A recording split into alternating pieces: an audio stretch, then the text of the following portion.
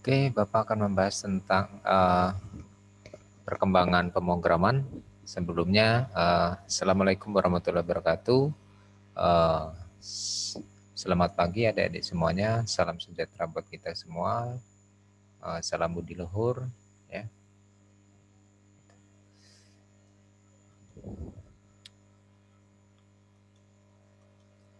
Oke, jadi untuk topik selanjutnya, Bapak akan bahas tentang perkembangan pemrograman. Ya.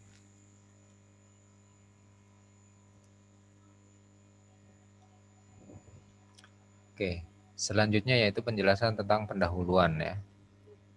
Jadi industri dalam tahun ke tahun selalu mengalami perkembangan dan perubahan. Jadi sudah hampir 3 abad silam dunia perindustrian mengalami revolusi dan di abad ini perindustrian telah memasuki era industri 4.0 ya, atau yang serba otomatisasi. Yang mana di dalamnya terdapat pilar yang mendukung untuk terjadinya revolusi ya, yakni cyber fisikal ya, sistem atau disingkat dengan CPS ya, kecerdasan buatan atau AI ya, kemudian komputasi awan ya, kemudian Internet of Things ya atau IoT ya, kemudian blockchain ya, kemudian teknologi nano dan big data ya.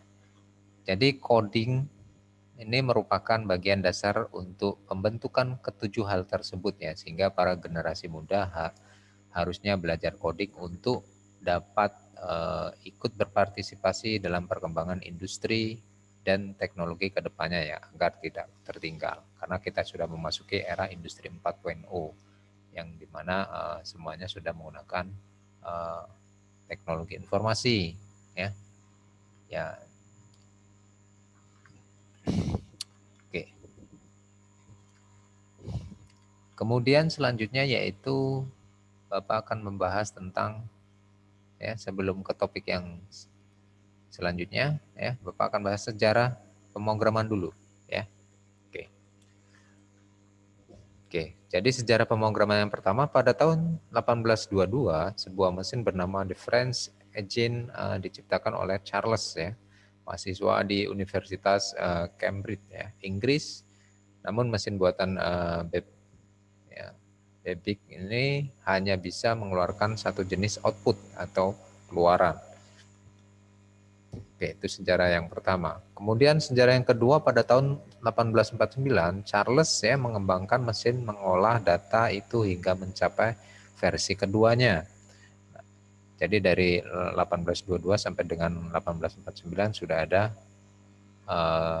perubahan ya. Perubahannya yaitu misalnya dari tahun 1822 ini mesin buatan Babbage ini hanya bisa mengeluarkan satu jenis output ya. Kemudian pada tahun 1849 ya, Charles ini mengembangkan mesin pengolahan data itu hingga mencapai versi kedua. Oke. Nah, itu sejarah yang kedua. Kemudian sejarah yang selanjutnya, sejarah yang ketiga di tahun 1854 George Boole ya. George Boole menemukan sistem logika yang disebut logika Boole ya. Itu. Kemudian sejarah yang keempat pada tahun 1935 ya, Conrad ya membuat sebuah mesin kalkulator ya, biner dengan nama Z1 ya. Itu. Kemudian pada tahun 1939 Zeus ya, ini dipanggil untuk mengabdi pada militer dengan membuat Z2 ya, dan dilanjutkan dengan Z3 dan Z4. Oke. Kemudian sejarah ya, Yang keenam yaitu pada tahun 1945 barulah tercipta bahasa pemrograman tingkat tinggi pertama di dunia, yaitu plan kalkul ya, atau plan kalkulus ya. Dengan plan kalkul ya terbukti bisa menciptakan mesin catur komputer pertama di dunia, yaitu pada tahun 1945. Kemudian sejarah yang ketujuh pada tahun 1949 ya, shortcode dicetuskan sebagai bahasa pemrograman tingkat tinggi pertama untuk mengembangkan komputer elektronik yang diciptakan oleh John ya McCulley ya. Kemudian sejarah yang ke-8 pada tahun 1950-an ya, Helic ya, Lenny dari Universitas Manchester ya mengembangkan bahasa pemrograman AutoCAD ya.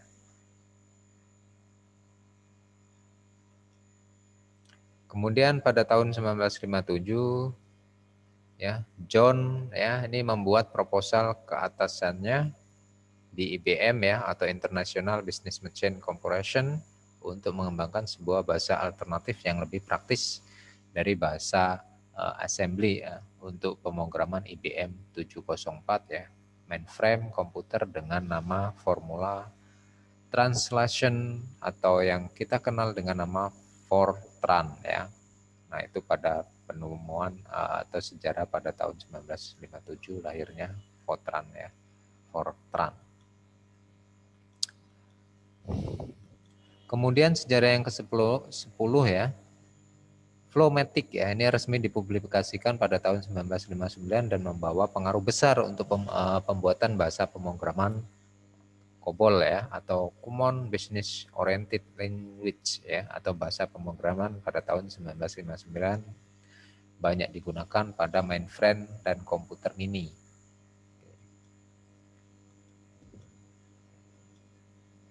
Kemudian selanjutnya yaitu penjelasan tentang perbedaan antara pemrograman ya, antara program pemrograman ya, kemudian programming dan programmer ya. Apa itu program ya? Jadi program adalah suatu hasil dari menulis kode-kode perintah di mana di dalamnya terdapat instruksi-instruksi atau perintah-perintah dari bahasa pemrograman yang dibuat oleh programmer dalam bentuk produk ya, aplikasi ataupun software ya, untuk mempermudah pekerjaan para pengguna atau user ya, itu membantu manusia dalam pekerjaannya. Nah, itu penjelasan tentang program. Kemudian apa itu pemrograman ya, gitu. Sedangkan pemrograman adalah suatu bentuk kumpulan kode-kode instruksi atau perintah dari bahasa-bahasa yang telah ditulis, diuji, dan dikembangkan menjadi sebuah program. Nah, itu perbedaan antara program dan pemrograman. Ya. Kemudian apa itu programmer ya? Jadi programmer ya, adalah sebutan atau istilah atau julukan bagi orang yang paham dan mampu dalam mengerjakan, membuat sebuah aplikasi atau program dari bahasa-bahasa pemrograman. VB, PHP, Oracle ya, kemudian Visual Basic dan sebagainya. Nah, itu bisa dikenal orang yang ahli dalam bidang sebuah aplikasi ya, data dari bahasa-bahasa pemrograman baik PHP, kemudian VB dan sebagainya. Oke, itu penjelasan tentang programmer. Kemudian yang terakhir adalah apa itu programming ya. Kalau tadi programmer sudah, yang sekarang adalah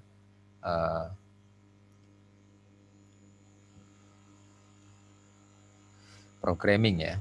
Oke. Jadi programming ini adalah bentuk dari kegiatan atau aktivitas seorang programmer yang sedang melakukan dan membuat sebuah aplikasi dari bahasa-bahasa pemrograman seperti PHP, VB, Oracle ya, ataupun baik itu MATLAB ya, dan sebagainya. Oke, itu perbedaan antara program ya, pemrograman, programmer, dan programming. Kemudian selanjutnya yaitu penjelasan tentang pengertian pemrograman ya. Jadi pemrograman adalah proses menulis, menguji dan memperbaiki ya atau debug dan memelihara kode yang membangun suatu program komputer. Kemudian pemrograman adalah suatu seni dalam menggunakan satu atau lebih algoritma ya, yang saling berhubungan dengan menggunakan satu bahasa pemrograman tertentu sehingga menjadi suatu program komputer. Oke, itu pengertian tentang pemrograman. Kemudian tujuan pemrograman ya, yaitu untuk membuat suatu program yang dapat melakukan suatu perhitungan atau pekerjaan sesuai dengan keinginan si pemrogram ya atau programmer itu sendiri. Nah, itu tujuan pemrograman. Kemudian manfaat belajar pemrograman ya. Yang pertama dengan belajar pemrograman atau coding ini melatih seseorang untuk teliti. Karena dalam kegiatan coding, seorang harus teliti dalam membangun dan merangkai ratusan barisan kode yang terdapat dalam satu program agar program tersebut dapat berjalan dengan baik sesuai instruksi yang diberikan. Dan jadi logikanya harus jalan ya. Nah, itu manfaat belajar program yang pertama. Kemudian manfaat belajar program yang kedua. Selain melatih seseorang untuk teliti, belajar pemrogram berarti seorang harus berpikir secara logis atau masuk akal ya dalam membangun algoritma kodenya untuk menyederhanakan masalah agar lebih cepat dan efektif dalam penyelesaiannya. Yang mana hal ini sekaligus akan melatih ya dan meningkatkan pola daya pikir seseorang, juga akan mengembangkan potensi diri. Ya, itu. Nah, itu manfaat belajar pemrograman ya.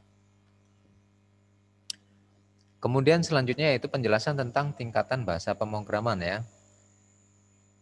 Tingkatan yang pertama ada yang namanya bahasa tingkat rendah atau low level language ya.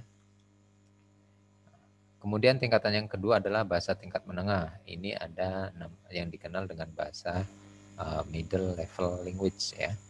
Kemudian bahasa yang tingkatan yang ketiga yaitu bahasa tingkat tinggi ya atau high level language ya. Nah, itu adalah penjelasan tentang tingkatan bahasa pemrograman. Kemudian selanjutnya yaitu penjelasan tentang fungsi bahasa pemrograman ya. Fungsi bahasa pemrograman yaitu memerintahkan komputer untuk mengolah data sesuai dengan alur berpikir yang kita inginkan. Nah, ini fungsi bahasa pemrograman. Oke. Kemudian selanjutnya yaitu penjelasan tentang macam-macam bahasa pemrograman ya. Ada Arrow ya. Kemudian ada ya, ada Algol ya. Ada Apple Script ya. Kemudian assembly atau bahasa mesin ya, basic ya. Oke, bisa dilihat ya, ASP, Comel ya, Swift, kemudian tipe script ya, Visual Basic ya. Oke, nah ini adalah macam-macam bahasa pemrograman ya. Jadi adik-adik boleh tidak harus menguasai semua. Adik-adik silakan sesuai dengan passion adik-adik ya. Adik-adik suka bahasa pemrograman apa ya? Itu silakan boleh mendalaminya. Kemudian ada bahasa C ya, gitu. C shell ya, baik itu C, C++ ya, Visual C++ ya, oke dan sebagainya. Kemudian ada Java ya, ada JavaScript ya, JSP, Lisp, Logol ya, Pascal, Delphi ya, dan sebagainya. Nah, itu yang tergolong dari bahasa pemrograman Java. Oke, baik. Kemudian yang selanjutnya yaitu penjelasan tentang kesimpulan. Kesimpulan yang pertama, ada dua hal yang kemudian dipelajari mahasiswa saat coding ya. Pertama, mahasiswa belajar bahasa pemrograman seperti mengenal berbagai fungsi dan simbol matematika. Kedua, ya, mahasiswa ngoding untuk belajar menalar atau belajar supaya logikanya jalan ya, menuliskan perintah dan runtut dan cepat ya agar komputer dapat menjalankan perintah tersebut atau instruksi tersebut. Singkatnya, mahasiswa belajar menyelesaikan masalah alias problem solving ya. Itu membuat desain ya, dan seperti menulis pada umumnya kemudian menyampaikan idenya. Oke, itu kesimpulan yang pertama. Kemudian kesimpulan yang kedua, apakah dengan gemar ngoding otomatis mahasiswa nanti berujung menjadi seorang pemrogram ya atau programmer? Jawabnya adalah ya dan tidak. Karena semua tergantung pilihan karir yang mahasiswa pilih ya. Belajar menalar tak hanya dibutuhkan oleh seorang yang berkecimpung dalam pengembangan perangkat lunak atau software ya. Namun semua orang di bidang apapun pasti menggunakan nalar. Salah satunya adalah belajar menalar adalah dengan belajar pemrograman. Oke, itu kesimpulan yang kedua.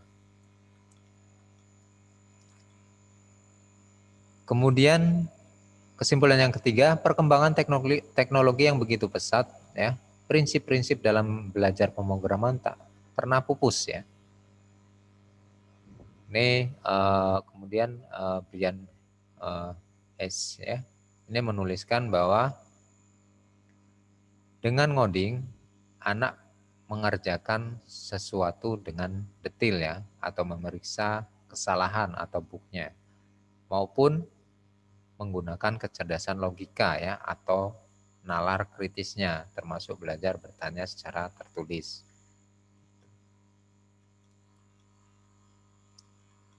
Kemudian kesimpulan yang keempat, setiap kegemaran punya sisi kerennya sendiri ya, termasuk gemar belajar pemrograman.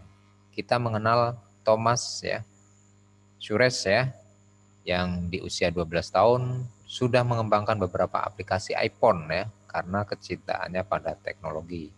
Kemudian mendiang Satoru Iwata ya, presiden Nintendo ya, yang baru saja meninggal bulan lalu, juga mengawali karirnya di dunia game sebagai seorang pemrogram ya. Beliau tetap menggunakan keahliannya tersebut bahkan setelah memimpin salah satu perusahaan game terbesar di dunia. Nah, ini Satoru Iwata. Oke, demikian terima kasih untuk pemaparan materi tentang perkembangan pemrograman. Kalau adik-adik kurang jelas, kita diskusi ya, baik itu di classroom ya, di WhatsApp maupun adik-adik boleh komentar di channel YouTube ya, Bapak. Sekian, wabillahi taufiq wal hidayah. Wassalamualaikum warahmatullahi wabarakatuh. Ya, tolong adik-adik jaga kesehatan ya, sering cuci tangan ya, baik mau makan ya maupun dalam perjalanan jauh ya. Oke, sekian. Terima kasih. Wabillahi taufiq wal hidayah. Wassalamualaikum warahmatullahi wabarakatuh.